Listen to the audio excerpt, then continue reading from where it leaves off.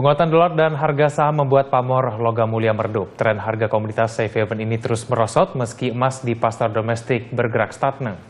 Lantas, seberapa besar pengaruh global terhadap gejolak harga emas di tanah air dan apa saja yang harus dicermati investor emas di tengah gejolak pasar dan politik pemilu 2014? Kita akan membahasnya bersama dengan analis komoditas emas Vicky Amarnani. Selamat pagi Pak Vicky. Selamat pagi. Pak Vicky, kalau kita cermati ini harga emas di level global ini lagi turun, bahkan di bawah 1.600 sekian per ons ya. Nah, ini di 1260. 1260 bahkan di bawah 1.300. Ini kemudian menurut Anda seberapa besar kemudian pengaruh dari penurunan harga emas di global dengan harga emas di Indonesia? Pasti ada dampak. Soalnya harga semua pasar akan ikutin harga internasional, yaitu local London. Tapi kepada domestik ada salah satu faktor juga, yaitu rupiahnya. Jadi kadang-kadang kalau kita lihat harga emas internasional menurun, tapi di pasar domestik tidak menurun begitu banyak karena pelemahan rupiah. Kalau rupiah melemah, itu justru harga emas masih terkontrol gitu. Lalu kemudian patokan dari orang Indonesia ini, kalau melihat, kadang-kadang kalau kita cermati bahwa harga di luar turunnya signifikan, tapi kalau di Indonesia turunnya tidak terlalu besar. Nah, ini patokan untuk Indonesia itu apa akhirnya ngelihatnya? Ya, seperti saya bilang tadi, pertama rupiah, tapi kedua mungkin kita lihat juga di Indonesia itu demand-nya jauh lebih besar daripada supply-nya. Jadi karena mungkin penyebabnya karena kelas menengah lagi meningkat. Akibat itu, mereka kan biasanya kalau kelas menengah meningkat, mereka lihatnya ke deposito, properti atau emas. Jadi emas jadi salah satu favorit juga. Dan kalau kita lihat harga emas dari level tertinggi yaitu 1.924 US per troy ounce, itu sudah menurun 35%. Jadi sangat menarik untuk dikoleksi mungkin untuk jangka panjang. Ya. Kalau kita cermati memang emas ini selalu menjadi langganan untuk investasi safe haven. Nah, kalau melihat harga emas di dunia yang terus mengalami penurunan, apakah menurut Anda emas ini masih menjadi investasi yang sangat menguntungkan nanti? Ya, karena sekarang banyak yang lihat emas volatile gitu, banyak yang jadi khawatir, tidak dilihat sebagai safe haven sementara ini. Ya, dan mungkin kita harus lihat beberapa poin yang penting untuk emas. Pertama, harga emas terhadap harga internasional itu terhadap US dollar. Jadi paling penting harus kita lihat perkembangan Amerika Serikat. Itu akan dampak besar kepada harga emas internasional karena gold price dalam US dollar. Poin yang pertama yang bikin emas menurun terus adalah inflasi. Kalau ada inflasi tinggi itu akan dorong harga emas naik lebih tinggi. Cuman harga emas inflasi di Amerika Serikat hanya 1%, tidak problem. Ada perkembangan di Amerika Serikat yang mendorong harga emas tambah rendah lagi. Poin ketiga, masalah Rusia dan Ukraina itu membaik juga, walaupun masih trouble, orang tidak lihat emas sebagai safe haven, lebih melihat US dollar. Karena itu kita lihat baru-baru ini US dollar justru menguat, harga emasnya menurun. Oke, kalau melihat Anda kecenderungan mengenai tahun politik pemilu, menurut Anda sekarang seperti apa harusnya investor di emas ini sekarang? Menahankah atau mereka harus menjual emas menurut Anda? Menurut saya tergantung. Kalau misalnya kita sekarang di sini koleksi emas buat fisik, saya melihat itu pemilu tidak ada problem gitu. Justru kalau misalnya ada panik atau apa, rupiah yang melemah, misalnya balik ke 12.000, itu justru positif buat emas kita. Kalau domestik kita beli. Dan kalau saya lihat, kita kalau beli emas fisik, kita mesti mengerti selisih jual belinya cukup lebar. Jadi kalau kita membeli itu untuk jangka panjang. Maksud saya dengan jangka panjang itu 3 tahun. Jadi kalau long term 3 tahun, saya melihat ini good time to buy, boleh dikoleksi karena view saya untuk emas tahun ini itu range limited upside, limited downside. Saya tidak melihat emas pecah low 1180, tapi tidak melihat emas pecah 1430. Dia dalam range yang cukup kecil. Ya. Tapi kemudian ini berarti pengaruh dari tahun politik itu tidak terlalu berpengaruh besar begitu? Menurut saya tidak terlalu pengaruh meskipun besar. Apapun hasil pilpresnya nanti. Ya, menurut saya dampaknya mungkin ke mata uangnya rupiah. Kalau rupiahnya melemah atau menguat, dampaknya itu faktor paling besar gitu. Tapi kalau misalnya dari segi harga emas, penyebabnya lebih ke keadaan US dollar. Oke, kemudian kita mencermati variabel lain ini mengenai pasar saham. Apabila pasar saham ini terkoreksi, menurut Anda ada pengaruhnya tidak terhadap langsung ke harga emas kita? Ada Pak. Kalau secara internasional Pak, kita lihat tahun lalu Dow Jones menurun harga emas turun 28%, Dow Jones naik 27%. Itu jelas uang lagi keluar dari emas, dari ETF gold, dari spot, dari fisik, lagi pindah kepada saham. Setelah krisis 2008, banyak orang khawatir keadaan Amerika Serikat, Eropa pada 2011, Yunani mau dikeluarkan dari zona euro, hal-hal seperti itu membuat orang investasi ke Indonesia, Brasil, India, China, emerging market. Tapi karena sekarang ekonomi Amerika Serikat dan Eropa membaik, uang mulai balik ke sana lagi, balik ke saham. Kuartal ini pun saham-saham di Amerika Serikat 74% penghasilannya di atas ekspektasi. Jadi bisa dilihat itu flow-nya switch. Emasnya turun 28%, Dow Jones naik 27%. Dan ini sekarang sedang terjadi juga. Dow Jones kemarin pecah rekor baru lagi. Harga Dow Jones indeksnya ke 16.700. Harga emasnya turun.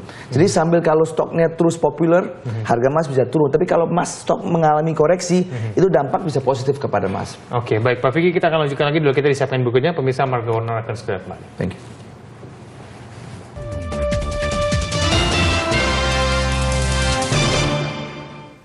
Ya, kembali kita lanjutkan dialog kita, Pak Vicky. Kemudian ini kita sudah menyinggung sedikit tadi. Kemudian bagaimana investor bisa mendapatkan keuntungannya maksimal di tengah-tengah mengenai harga emas yang di Indonesia mungkin pergerakan harganya tidak terlalu jauh. Terlalu jauh ya. Menurut saya harga emas kalau kita lihat jangka panjang sangat murah sekarang. Sudah turun sekitar 35% dari level high-nya. Tapi ini investment lebih long term, medium to long term, 3 tahun ke atas. Kalau saya sebagai investor untuk membeli fisik, kita mesti mengerti selisih jual belinya lebar sekitar 5%. Jadi kalau harga emas naik 5%, kita baru nutupin cost kita karena selisih jual beli. Jadi saya akan koleksi emas di sini karena saya melihat harga emas nggak akan pecah level 1180. Mungkin poin satu yang menarik juga untuk perusahaan-perusahaan tambang atau perusahaan-perusahaan company gold company, untuk mereka produksi emas.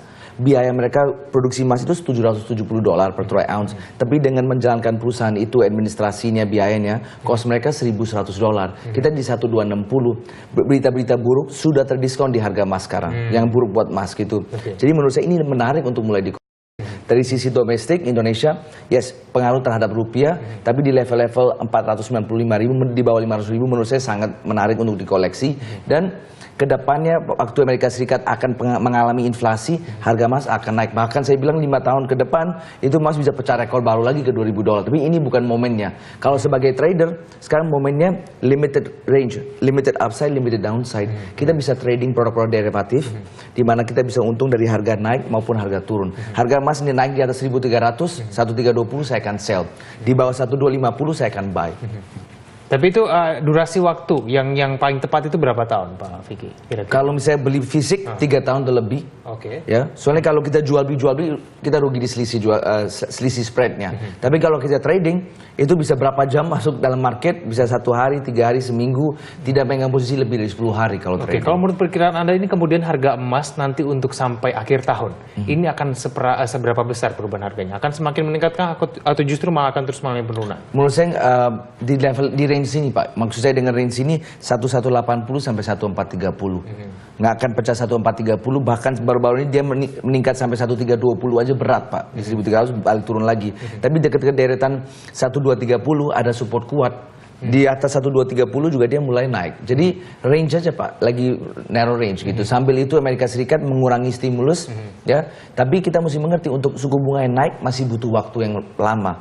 Menurut beberapa analis 2015, 2016 itu pun kalau terjadi, karena ekonomi Amerika Serikat masih sensitif.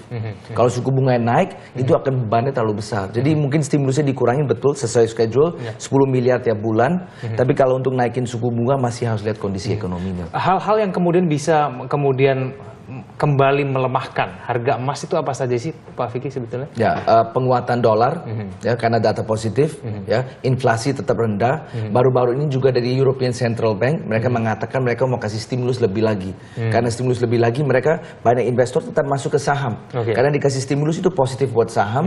Saham naik, orang pindah dari emas ke stok. Itu yang masih lagi terjadi. Kalau ini masih lanjut, itu bisa dampak emas turun. Tapi menurut saya banyak data yang buruk sudah terdiskon. Jadi kalau di level-level sini sekarang 1250, 1260 sangat menarik untuk trading, untuk membeli spot. Ya. Oke, baik. Ini terakhir, Pak Vicky. Tips Anda kemudian bagi para investor yang ingin kemudian masuk ke investasi saham, investasi emas maupun yang sudah memiliki emas. Ini tips Anda apa? Oke, tips saya untuk tahun ini trading range-nya aja, limited upside seperti saya bilang di atas 1.300 saya akan sell, di bawah 1.250 saya akan buy karena range-nya 1.180 sampai 1.430. Tapi mungkin satu lagi tips saya akan bilang diversifikasi portfolio Anda.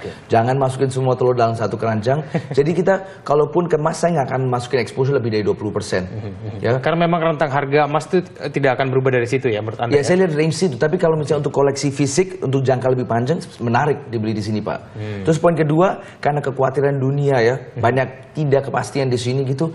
Ini momennya untuk beli US dollar. Mau pemilu Indonesia juga, jangan pegang semua rupiah, buy US dollar, trade goal, range market, diversify your portfolio, dan selalu ada rencana trading atau investasi. Jadi sebelum masuk posisi, apa yang akan kita lakukan? Kalau harga naik ke target sekian, saya akan exit. Kalau turun, misalnya loss, apa yang saya akan lakukan? Harus kita analisa itu sebelum kita masuk posisi, Pak. Oke, baik. Terima kasih Pak Vicky Thank you, atas Pak. analisis Anda. Selamat pagi. Terima kasih, thank you. Baik.